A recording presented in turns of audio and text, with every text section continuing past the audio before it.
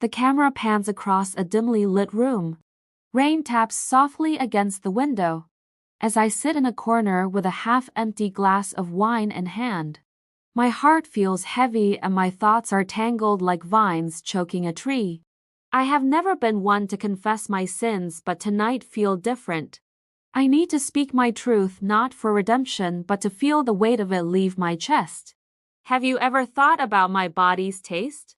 The words were his whispered one late evening when the world was quiet, and the only sound was the hum of his voice.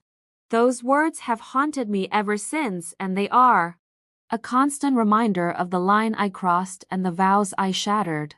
I stare at the glass in my hand, watching the liquid swirl lazily, as if it holds answers I am too afraid to seek. Outside, the rain continues its steady rhythm against the glass, a soft percussion to the storm brewing within me. My reflection in the window looks unfamiliar, worn by choices I cannot take back and by truths I am finally ready to face. This room has become my confessional and the shadows my silent witnesses. Each breath feels heavier than the last, weighed down by memories of moments that should never have been. There is no undoing the past, no erasing the words he spoke or the fire they ignited in me. As the night deepens, I find myself questioning everything. Was it love? Was it desire? Was it simply a need to feel alive again in a way I had not for years? I close my eyes, letting the questions hang in the air unanswered as the rain continues to fall. It started as nothing more than late nights at the office. Ethan and I worked on deadlines and sipped lukewarm coffee as the hours slipped away. He had a way of making the mundane feel less heavy. His jokes lightened the air. His smile lingered longer than it should have. We talked about everything from work stress to childhood memories. We shared pieces of ourselves in a way that felt effortless.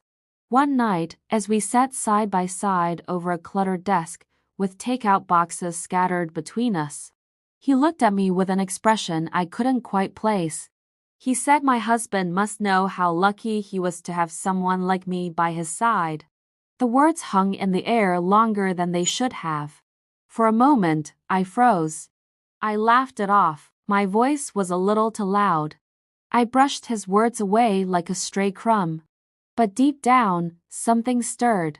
It was warmth I hadn't felt in years. I told myself it meant nothing.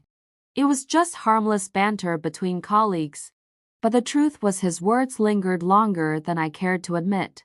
I started noticing little things about him. The way his eyes crinkled when he smiled. The way his voice softened when he spoke about his family. He wasn't just a coworker anymore. He was someone who made me feel seen in a way that shook me. Looking back, I know I should have walked away. I should have left before the line blurred, before his presence became something I craved. But I didn't. Instead, I stayed. I let his words, his presence, and his spark awaken something I thought I had buried long ago. And so, it began innocently. Until it wasn't. It was not planned. Not at first. The rain outside tapped against the glass as the office lights flickered faintly. I stood near him. Closer than I should have. His cologne filled the air. A heady mix of cedar and something else that made my chest tighten. My breath felt uneven as we reviewed the presentation. His voice was low and steady, but my thoughts spiraled elsewhere. The space between us grew smaller, like an invisible force pulling us together. My heart pounded as his hand brushed against mine. The touch was brief but intentional. It sent a spark through me, a sensation I hadn't felt in years. I froze for a moment, unsure of what to do. But I didn't move away. I turned to face him. My eyes locked with his. They held a question, one laced with unspoken desire and hesitation. He leaned in just slightly enough to blur the boundaries between us. The storm outside seemed distant, compared to the storm brewing in my chest. "You don't have to," he murmured. His words barely broke the silence, but they struck me deep. The choice hung heavy in the air between us. like a fragile thread waiting to snap. But I did want to. Every cell in my body screamed for something more, something reckless and forbidden. The thought terrified me, and yet it pulled me closer until the distance between us was no longer measurable. It started with a kiss that left me breathless and trembling. His lips pressed against mine, soft yet demanding, igniting a fire I had not felt in years.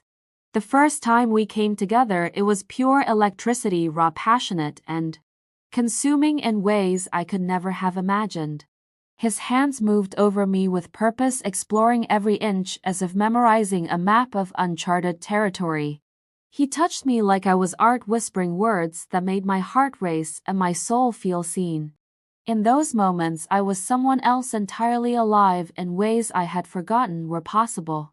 I didn't think about the world outside the room or the consequences waiting on the other side of the door.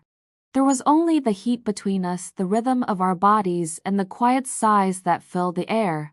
He made me feel desired, cherished, like the only person who mattered in that stolen universe. But when the haze lifted and silence settled around us, the guilt seeped in like a shadow. Lying next to him in the dark, I thought of Mark, my husband. His steady kindness, the way he always knew how to calm my storms, his unwavering presence in my life. I thought of the promises we had made and the life we had woven together over years of love and trust. And yet, despite the weight in my chest, despite the ache in my heart, I went back to Ethan. Again and again, I crossed the same line, convincing myself I could keep the two worlds separate. Each encounter with him was a flame that burned brighter than the guilt I carried. But the ashes of my choices were already piling up.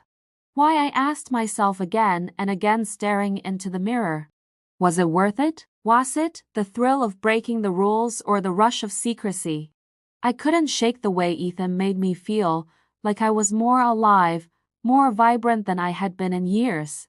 Mark was everything, steady and constant, the anchor that kept my world from spinning out of control. But Ethan was chaos.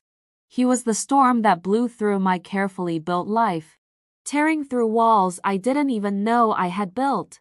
I hated myself for wanting him, for letting his touch linger in my mind long after he was gone.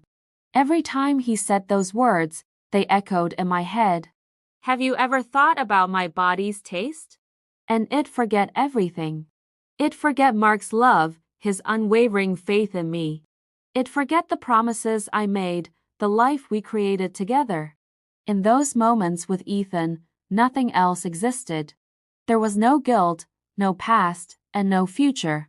Just the intensity of now, but afterward, when the fire faded, I was left with the ashes of my choices. The weight of what I had done pressing on my chest. I was torn between two worlds. One where I was loved and safe and whole, and the other where I was reckless and alive and free. But the freedom came at a price. And I wasn't sure if I could ever pay it back. Every secret has a breaking point, and mine came one Sunday morning when Mark found the text. The confrontation was inevitable. Mark stood in the doorway of our bedroom, his face pale, his hands trembling as he held my phone. "Who is he?" asked, his voice shaking with emotion. I wanted to lie to protect him from the truth, but the weight of my actions was too heavy to carry any longer. Tears streamed down my face as I confessed everything, the late nights, the stolen moments, the lies I had told to keep my double life intact. Mark listened in silence, his face frozen in a mask of pain and disbelief. I could see the hurt in his eyes, the shock and confusion as I unraveled the story. The guilt was unbearable, but I had to tell him. When I finished speaking, he didn't yell, he didn't cry, he just nodded. His eyes filled with sadness, and the silence between us stretched out for what felt like an eternity. His pain was palpable and it crushed me. I had never seen him like this, and the weight of my betrayal seemed to hang in the air around us. Mark's silence spoke louder than any words he could have said. In that moment, I realized how much I had shattered and how far I had fallen. I wanted to take it all back, but the damage was done and nothing would ever be the same again. The days that followed blurred together. Mark moved into the guest room and the silence between us grew louder with each passing hour. The space between us was more than just physical, it felt as though an invisible wall had risen, splitting us apart. Ethan reached out several times, sending messages and calls, but I ignored them. I could no longer deny that the passion we shared was a fleeting moment that couldn't heal the wounds I had caused. I had been chasing something outside of my marriage, something that was never meant to be. Now, as I sit alone with my thoughts, I wonder if there is any way back from this. Can the trust I shattered ever be rebuilt, or am I doomed to carry this guilt with me forever? Mark hasn't said much since that night. He hasn't yelled or demanded answers. Instead, he's been silent. I can feel the distance between us in the way he avoids looking at me in the mornings, the way he flinches when I reach out to touch him. I don't blame him for any of it. He deserves more than what I've given him. He deserves someone who can be loyal and honest, not someone who ran into another's arms when things got tough. I think about the person I was before all of this, the person who never even considered breaking her vows. I wonder how I lost her. And more than that, I wonder if she can ever be found again. The days that followed were a blur. Mark moved into the guest room and the space between us grew larger than just physical distance. I could feel it in every corner of the house. The silence weighed heavy on my chest. Ethan tried to reach out, but I cut him off. I couldn't allow myself to fall deeper into that trap.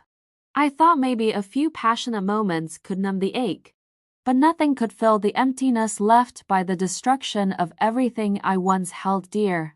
Sitting here now in the quiet of this empty room, with only my own thoughts, I wonder if there's any way back. If I can ever fix the mess I've made. The guilt is suffocating. Mark hasn't said much since that day when the truth spilled out. He hasn't needed to. His silence says everything. I know he's hurting. I know he's confused and shattered. He deserved better than this. He deserved the part of me that wasn't broken and lost. He deserved the version of me that never strayed. Now I am left with this hollow feeling, knowing that no apology can undo what's been done. I betrayed his trust, and there's no easy way to fix it. I feel the weight of the choices I made in every moment. Sometimes I wonder if Mark will ever be able to look at me without that hurt in his eyes. Maybe I won't even have the chance to see his forgiveness. He deserves to move on from this pain, but I don't know if I'll ever let myself move on from the shame of what I've done. The camera lingers on the empty wine glass before fading to black. The room is silent except for the faint sound of my breath as it catches in my throat. I sit there in the dim light staring at the glass in front of me, and I wonder if this moment will ever leave my mind, if the weight of what I've done will ever feel lighter. The truth is, sometimes the taste of temptation lingers long after it's gone, and no matter how much time passes, it leaves behind an imprint that never fades. I had tasted something forbidden, and in the moment it felt like freedom. But freedom came at a cost that I didn't fully understand. Now, as the emptiness of the room presses in on me, I realize that the scars left behind aren't just from the broken trust or the pain I caused. The scars are in the spaces between the decisions I made, the choices that led me here. They're in the silence of the mornings that came after, and in the looks we gave each other before the truth surfaced. I wish I could take it all back, but what I've learned is that you can't undo the past no matter how much you wish you could. So all that's left is the reflection in the glass, the sound of my voice in the stillness, and the knowledge that some wounds never heal no matter how much time passes. The camera fades to black, leaving me alone with my thoughts and the taste of regret.